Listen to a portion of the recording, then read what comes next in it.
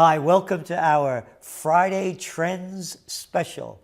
And you know what trends are special for me? Eat, drink, and be merry. A salud.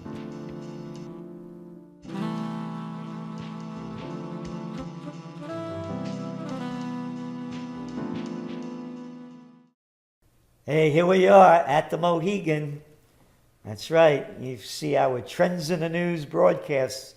I'm behind the bar over there, but there's a lot more at the Mohegan than just that bar. And I'm with Marcus Giuliano from Aroma Time. Just in time, man. This is the guy years and years and years and years ago, and was just beginning. He was on trend, bringing it fresh, local, clean food before most people have even heard of it. And he has a great restaurant down in Ellenville, New York, Aroma Time, where you have the time of your life and the best food that you could eat anywhere, any place around the world. And he's here today with us at the Mohegan to talk about doing a little cooking. We're going to talk food. We're going to talk food. We're going to talk, I'm going to show you a little cooking technique here. And I'm really excited to be here. Oh, it's great to have you. Excellent. So what are we going to do today? So it's the middle of the winter right now, and a lot of people are concerned with where their food comes from. I'm sure you go to the store and you're faced with choices. Are you buying fresh broccoli? Where's it from? Is it organic? Is it labeled organic? Is it really organic? Is it California organic? Is it imported organic? I'm sure all these questions a lot of viewers have, like, where is this really coming from? How long did it take to get to me? Well, that's exactly what goes through my mind. I only eat organic. I only buy organic. And when I go to the health food store and I see peppers, I love peppers and eggs, you know, like all Italians. You know. Anyway, you know, I always look at the label. Where's it from? And if it's from out of the country, I don't buy it because I don't know how long it took to get there, and I don't even know if it's organic. Who can you trust? I don't buy anything that's not stamped USA, and I don't like to buy things out of season, you know. So, and we think we're forced to just because of what we're taught in cooking and what our meal should be, and because things look pretty in the store. So, like, we gravitate towards those things. We're going to talk about carrots today, and a lot of people just say, "Well, gee, carrots." We're going to glorify carrots. Now, these are, I think they're special carrots because they're local. They're grown with love. Wow. They're heirloom carrots, and you can see they're all different colors here. Now, you don't have to get an heirloom rainbow carrot, but wherever you are in the country, you can probably have access to locally grown carrots. And in the wintertime, there's probably an abundance of these. And the nice thing about them is carrots, even if you buy the top-of-the-line carrots, they're still a bargain. Because carrots are something that doesn't really carry a premium price tag. Wow. So you can eat on a budget, you can eat local, you can eat organic, and I'm going to show you how to do that with a simple ingredient like carrots. All right. So I've also going to accompany this with a couple other things that I really like as well. So we're going to roast these carrots today. And the key to roasting the carrots, the key to cooking any carrot is cooking it long enough. A lot of people will cook vegetables al dente, to the crunchy, to the bite, little firm texture. Certain vegetables should not be al dente, and carrots are one of those. Carrots, a lot of chefs are guilty of this. They need to cook the carrot long enough so it's tender. And it brings out the flavor. It brings out the flavor, it concentrates the sugars in them. These are loaded with all types of natural sugars. And once you cook and condense those, it's great. Now, I'm not saying don't eat a raw carrot because they're great snacks, they're wonderful snacks. But if you're sitting down at a dinner table and it's on your plate, raw carrots are not the ideal way to construct a meal. Unless you're a raw foodist, then that's a different story. So these purple carrots are just amazing. Look at the color in there.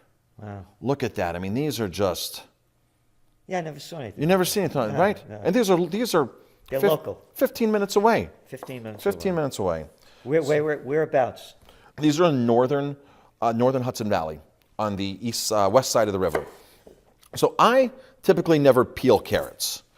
I'm not a fan of taking off or refining food if it doesn't need to be. So There's a just lot wash- of So you just wash them. just wash them. There's a lot of nutrients. We all know nutrients in the skins and towards the edge. As long as it's properly washed, especially if you're eating it raw. And I would just not pick up a carrot from the store and start chomping away on it without washing it properly. So You wash it with a brush, or a brush is good to scrub it. that's what I usually use. There's a couple other ways to really wash. You can buy a vegetable wash spray. You can go to the organic store and buy that. Food grade hydrogen peroxide diluted is a great way to make sure that you're really killing anything. Oh, wow. Part of the problem with food is, and this can happen with dried figs, it can happen with almonds, Brazil nuts. You're buying food that's sitting in a warehouse somewhere. You have no control over what pests, animals are in there. You have no control in the fields, how it's getting picked, the sanitation in the fields, and you have no control at the store, who's putting it on the shelf, who's touching it with their hands, who before you walked by and sneezed on it, decided to put it back. So all these are just a breeding ground for bacteria and germs. So properly washing, what I like to do is I like to take things home, wash them before I even put them into the refrigerator, so I know everything in my refrigerator is properly sanitized, properly cleaned, properly taken care of. Then when you want an apple, you go grab it, and there's no worry about washing something and missing something on. You soak everything ahead of time, dry it. So when you're soaking it, you're talking about using hydrogen peroxide. What do you do? You take a bucket of water, or fill your sink up, make sure your sink's really clean, fill it up, soak everything, pour a couple caps, check the dilution ratios of the hydrogen peroxide, dilute it, put it into your food grade hydrogen peroxide, that is, and soak up, let the vegetables sit in there for a few minutes. Then you rinse it really good, strain it, and then soak it again to wash everything off. And of course, you can get a brush and scrub. When you soak it again, is it still in the peroxide, or is it clean? It's clean water that time. Okay. Clean water that time. And you can take a brush and you can scrub. That's and what I usually do, yeah. And so then now everything going to your refrigerator is clean. All right. So now another local ingredient that I love is sunflower oil. Cooking oil can be very tricky. You have to smell this. So do you like sunflower seeds? Nah, I don't need that much. It's very clean smelling. Clean, Yeah. it's like eating sunflowers. There's a lot of sunflower in there. There's a lot to be said for cooking oils, and what's the right temperature, what's the right oil. A lot of people are told to cook with olive oil, just because we've been taught by chefs and because the industry tells us that olive oil is healthy. Which, by the way, olive oil can be very healthy because it's a fruit, and when you get fresh pressed fruit juice like olive oil, it's loaded with polyphenols. It's loaded with a ton of great constituents.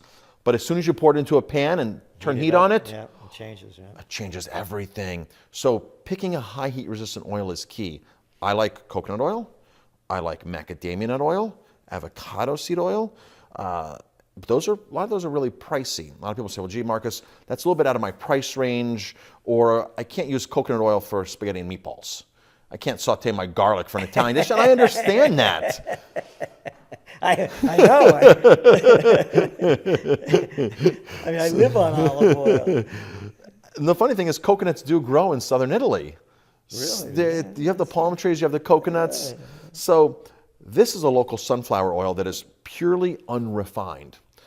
When you go to the store, you're going to look at oils and say, okay, this oil has a high heat resistance, but they're not going to tell you the 7 processes of how that oil got into the bottle, of the degumming, the bleaching, the deodorizing, the high heat process, making it rancid, bringing back the color to neutral. It's a whole disaster once you start looking into how oil is treated. I've been to the place, I've seen what they do. They take sunflower seeds and put it through this extruding device, which basically wrings out the oil drops out, the sunflower meal pops out of the other end, and it goes for cattle, it goes for chickens, it goes for livestock feed.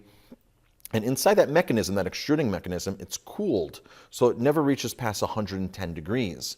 Now, the average oil when you go into a store to buy a bottle of oil has been heated to 500 degrees. Wow.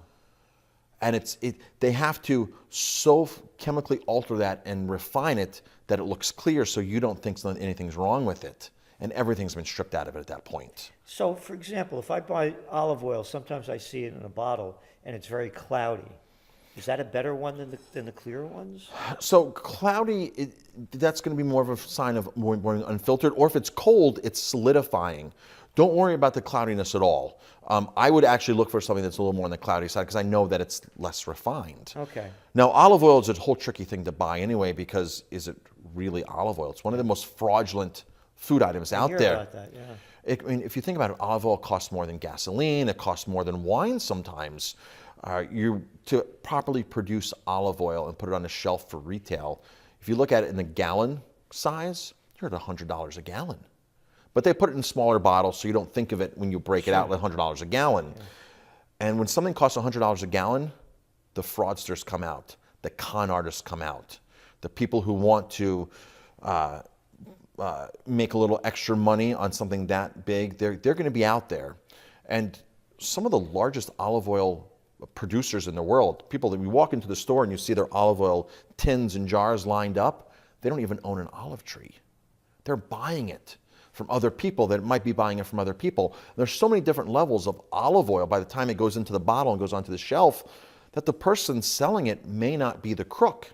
It may be the guy who bought it from the farmer in Egypt, in Tunisia, in Spain, in Greece, in Italy. First of all, Italy far exceeds exporting olive oil what they can actually produce from their own olive trees in Italy. So they're all getting shipped in. A lot of this stuff gets shipped in on tanker trucks. It's waiting in the ocean. Wow. It goes to the processors. People have a love affair with Italian food, and I don't blame them. Hey, Giuliano, Salenti, of course. But globalization has forced some of these companies to cut corners and bring in ingredients from other parts of the world and slap that Italian label on it. Well, I always read the label to see where the olives come from, so I don't know if they're lying on the label. But a lot of the labels, they do put where the olive oil comes from. They Tunisia, do. They do. They will put that. And by law, they're supposed to be transparent. But honestly, if there's tankers of olive oil sitting out in the ocean, getting ready to go to one of these big companies, and they think it's from Tunisia, but they mixed in some stuff from Egypt, hazelnut oil from Egypt, into the mix, it's hard to be transparent. Well, again, I'll see a bottle and it'll say, well, as we used to say, bottle, where I grew up. And it says, olives, Italian olives produced in Italy. So again, I don't know if they're lying or not, but you want them to be honest. We hope that they're honest, and sometimes that's really what we have to go by. Is really just our trust and our faith in what's on the label. So we're going to cut these carrots up, and I'm going to toss them with a little bit of this oil, just enough to glaze them. And we're going to put these in the oven. It's going to take about 45 minutes. Depending on how accurate your oven is and how, of course, in a convection oven, they go much quicker. And we're going to toss these in a little bit of the oil here, put it in a pan. And I like to cook in pans that you put on the stove and that can go in the oven. So no plastic handle. It's a pretty heavy pan. Nice and heavy, yeah. And this is a stainless steel pan. Yeah. There's no aluminum cooking surface. Yeah, no. And a lot of people still are hooked on aluminum. And there's a lot of issues with putting product on aluminum and then eating it. No, I know. It's not studies recommended. Showing out, it pulls out. And also there's these other things too. These people that buy these pans that have that non-stick stuff on it. Non-stick, the Teflon. I mean, ever hear of any? What is it? Cancer is the word. Cancer is the word. Yeah. So how much are you putting on? I'm putting maybe 2 teaspoons. And then I just want to coat these really nice. And the nice idea about this pan, again, because it's a metal handle, it's not going to melt in the oven. Yeah. And I can take this from the oven, provided I have a rag and I don't burn myself, and put this right on a burner and then finish my cooking if something else needs to go in. I don't have anything like that. So we're going to put this in the oven. When it comes out of the oven, we're going to talk vinegar. I have a beautiful sherry vinegar, 12-year-old sherry vinegar. And I have some local apple vinegar from right up the road, right near the carrots were grown. I have some apple vinegar. Wow, Hudson Valley's apple country, boy. Apple country, it's amazing. A great place. This was the third Dutch settlement, Kingston, where they came here because there was a reason for it. The richness of the Catskill and the Hudson Valley is some of the richest in the world. The soil quality here, the culture here, the great chefs that we have in our region that can help portray our story about food is amazing. And we're right near New York City, and I'm I think I'm blessed to be here in the Hudson Oh, Valley. I love it. I could live anywhere I want in the world, and this is. So we're going to go to the oven. I'm going to put this in. When it comes out, we're going to take a little bit of vinegar. And one of my favorite ingredients, one of my favorite sweeteners is palm sugar. Have you had palm sugar? This is an interesting product. It comes from near Indonesia and that part of the Pacific Rim. And what they do is, so we have maple syrup here, which is running now. A lot of maple syrup people are out there tapping their trees, especially yesterday, 50 degrees out in the cold nights. But they have coconut trees, of course, palm trees. And when that blossom comes out, it runs a sap. That sap is like our maple syrup.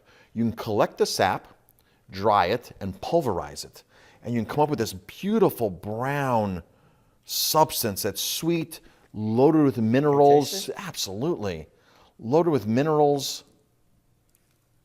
Wow. And it's just, Wow. it's an amazing, The flavor. I've never had this. and it's not quite as sweet as sugar. But here's the most important thing to know, because people are going to tell you, oh, this sugar's better than other sugars, and this sugar's not meant to be abused. It's meant to be used properly, and just because something has more nutrients or it's raw doesn't give you a license to just put it on everything and do everything. This is a sweetener. It's semi-refined, but if you do use a dry sweetener, this is one that I would go to 100% first. I buy the raw sugar, and so every day when I have a cup of espresso, I have only a tiny little bit I just put in there. That's all the sugar I have in that field. But this is, wow, what a flavor. Excellent. So let's go get this in the oven. Okay.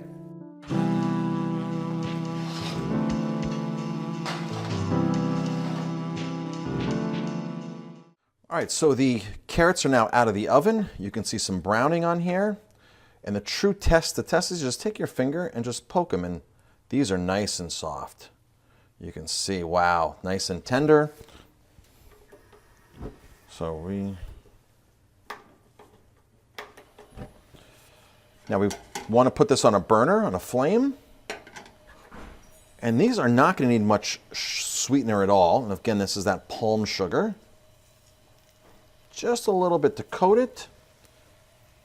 Now to balance that out, I have that cooking. To balance it out, I'm just going to give it a couple drops of vinegar.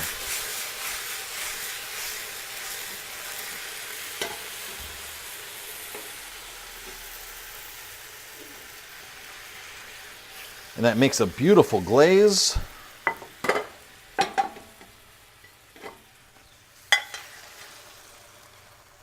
And that's it.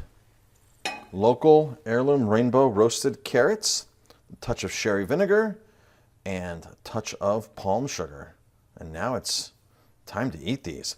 The great thing about these is you can save them in your refrigerator and they can reheat, make enough for 2, 3, 4 days, or make them in advance so you don't have to be in the kitchen cooking for your dinner party. You can actually be out and enjoying your company and your guests while these are made.